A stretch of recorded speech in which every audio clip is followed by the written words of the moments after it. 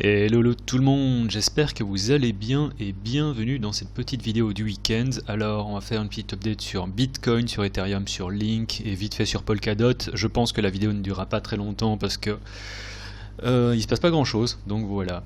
Comme toujours, n'hésitez pas à mettre un like et un grand merci à notre sponsor PrimeXBT si vous êtes intéressé, le lien est dans la description.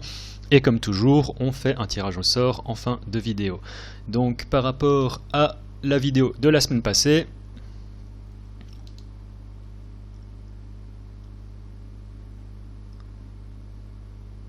bravo JF Chevalier, tu as gagné, je sais pas ça fait combien, donc 11,50$ de BTC, donc je t'envoie 0.001 BTC, laisse-moi ton adresse dans les commentaires et puis je t'enverrai ça tout de suite. Donc commençons avec Bitcoin. Bitcoin, depuis la semaine passée et la vidéo de milieu de semaine, il ne s'est pas passé grand chose, hein. On a eu cette chute. Je vous avais dit, alors là je suis vachement content de mon coup dans le sens où, si on regarde en 4 heures, j'avais, ça on va enlever maintenant, j'avais parlé de cette zone dans la vidéo de la semaine passée, en disant que pour moi si on vient ici, je prends un short.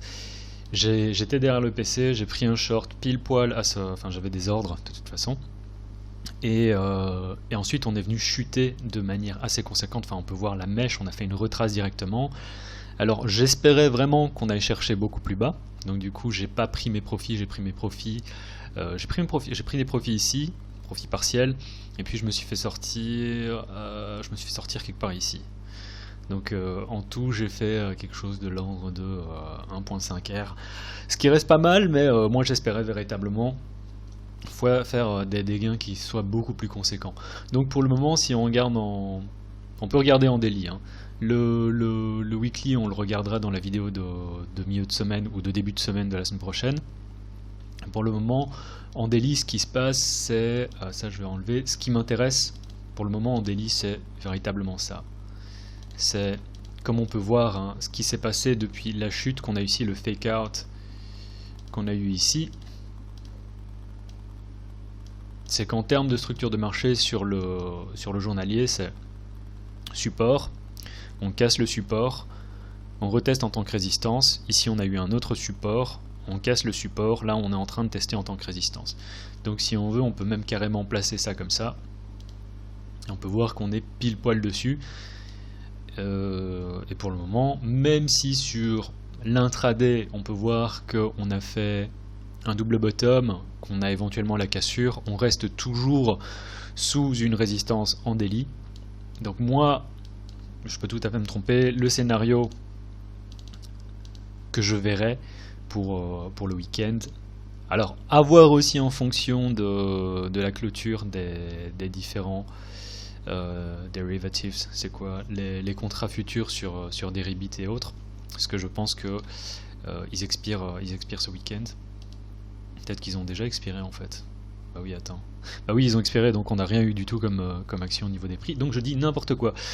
Donc ce que je verrai moi davantage sur Bitcoin, et on verra si ça se passe, j'ai l'impression qu'on va faire une petite retrace, et puis on va faire une espèce de petite consolidation avec un resserrement des prix de cet ordre-là, qui ensuite donnera lieu à un mouvement haussier ou baissier, j'en ai aucune idée.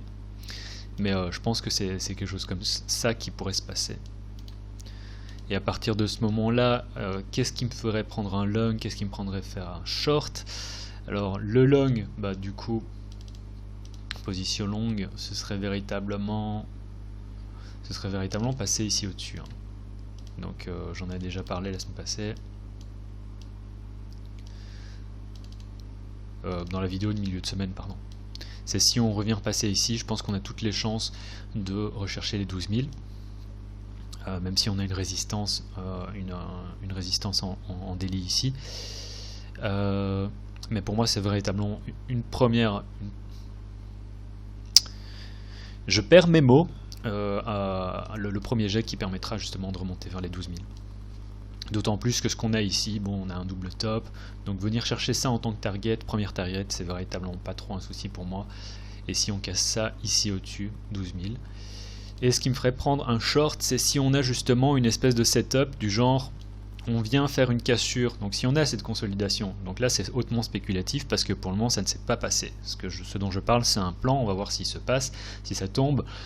Durant le week-end on va directement faire quelque chose comme ça, ou dans l'autre sens. Et si donc on a ce genre de consolidation, ce que je voudrais voir et qui me ferait prendre vraiment un short, c'est on a une cassure donc, de cette droite de tendance, on verra si elle se crée, on a un échec, c'est-à-dire qu'on est rejeté, qu'on vient se trader en dessous, véritablement imaginons, hein, on forme, à partir de ce moment-là, on forme un support, on vient se trader en dessous de ce support, et à partir de ce moment-là, je prends un short pour véritablement viser les 10 009. Donc voilà, ça c'est ce que je verrai sur Bitcoin. Pour le moment, très très difficile à dire parce qu'on est vraiment de nulle part, hein. Et c'est la même chose sur Ethereum, on est en train de consolider, même si ici on a une formation en double top, positif, mais on est sous une résistance en daily. Si on casse la résistance, ce sera déjà beaucoup plus positif, et une fois qu'on passe pour moi ici au-dessus, ce serait beaucoup mieux. Après, beaucoup de chop, hein, depuis quelques semaines. La tendance n'est pas à la hausse, clairement. J'ai pas envie de dessiner une droite de tendance là comme ça parce que ça me semblerait un peu, enfin pas forcément très relevant. Je perds mes mots en français, je suis désolé.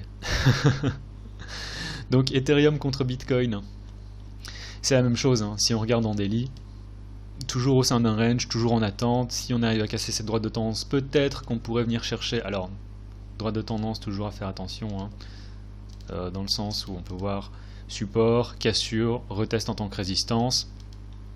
Donc toujours en train de consolider. Potentiellement, si on casse cette droite de tendance, venir chercher ici. Mais après, on a peut-être les chances. Enfin, tu vois, il faut attendre véritablement donc la cassure des 407. La cassure des 407, je pense, pourrait nous ramener aux alentours des 440. Du moins en daily. En intraday, c'est autre chose. Et si on regarde toujours en daily, toujours sur le support multi-time frame qui tient, donc pas de souci, on est en consolidation. Donc en attente aussi sur Ethereum.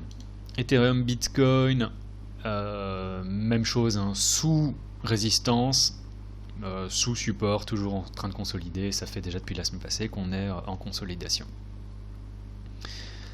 Link, alors Link, que ce soit sur BTC ou sur contre l'USDT, c'est la même chose. On peut regarder, enfin en daily, il n'y a vraiment pas grand chose à dire, hein, on consolide.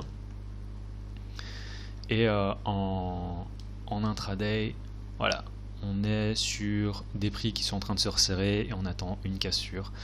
À partir de ce moment-là, même chose, hein, à partir du moment où si on a une chute avec un échec, peut-être que... non, là on est trop en train d'une consolidation. Sur Link, je ne prendrai pas de setup. Link BTC, voilà, même chose, consolidation. Donc en attente. Et cette vidéo risque de faire peut-être moins de 10 minutes. Alors Polkadot, gros regret parce que, bon, à l'époque où c'était encore tradé sur OKX, c'est-à-dire qu'on a eu on n'a pas eu un rebranding, mais ils ont eu un recalcul de la valeur du token. Ils ont gardé une capitalisation qui est identique, mais ils ont divisé la valeur des tokens par 100 et ils ont augmenté la portion des holds des tokens par 100 également. C'est-à-dire que vous avez d'un seul coup c'est comme un stock split, dans le sens où ils ont divisé par 100 la valeur du stock, mais où ils ont augmenté la portion des tokens par 100. Donc c'est pour ça qu'ici on a un gigantesque gap. Voilà, hein, ça a été divisé par 100, donc c'est pour ça qu'on est passé d'une valeur de 0.025 à une valeur de 0.000025. La seule différence, c'est que depuis, alors là ça se voit pas forcément, mais depuis la valeur a doublé, elle a fait 1 fois 100, donc très intéressant. J'étais pas dessus, vraiment dommage, c'est-à-dire que moi on parlait de Polkadot déjà depuis un certain moment, depuis le début du mois d'août, hein, et moi à un moment je me suis dit bah oui c'est cool, et quand j'ai vu que ça montait comme ça, et aussi en termes de valorisation, le token, je crois qu'en termes de valorisation il était à $300, je me dis ça fait aucun sens d'un point de vue fondamental que ce truc là enfin, si vous regardez un peu les fondamentaux de Polkadot, que les tokens soient à 300 $, c'est pour ça qu'ils ont baissé, enfin ils ont changé la valorisation du truc en gardant une capitalisation qui est identique. Et c'est ça qui fait qu'aujourd'hui le token il est à 0.0005 alors qu'il était à 0.025 il y a moins d'un mois. Donc grosse uptrend sur Polkadot, pas grand chose à dire, simplement assez intéressant pour être noté. Est-ce que je prendrai une position là-dessus? Peut-être en intraday, pour le moment je suis pas intéressé, je trouve ça juste intéressant de noter le gigantesque run. En plus ça a été donc depuis ça a été ajouté sur Binance, ça a été ajouté sur d'autres échanges. Donc petite consolidation ici suite à l'annonce sur Binance. Il y a une montée des prix en fait, hein. Là on peut voir que l'air de rien c'était à... Oups, je me suis trompé. L'air de rien c'était voilà, une montée de 100%.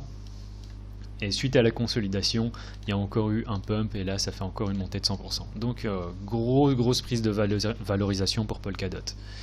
Voilà, c'est tout pour la vidéo de cette semaine. Ouhou, ça fait une vidéo de 11-12 minutes. Comme toujours, merci à PrimeXBT. Si jamais vous êtes intéressé, le lien est dans la description. Si vous voulez participer au tirage au sort et gagner peut-être 0.001 BTC en fonction de la valeur du Bitcoin, ça fait 11-12 $. Laissez-moi un commentaire dans la vidéo en postant votre ID de PrimeXBT que vous recevrez quand vous utilisez le lien qu'il y a dans la description. Voilà, comme toujours, il y a le lien Brave également, si vous êtes intéressé par utiliser un navigateur qui est un peu plus anonyme que les autres. N'hésitez pas à cliquer dans le lien qu'il y a... Désolé, à cliquer sur le lien qu'il y a dans la description. C'était tout pour la vidéo de ce week-end. En vous souhaitant un très bon week-end. C'était le Cryptographe. Tchuss.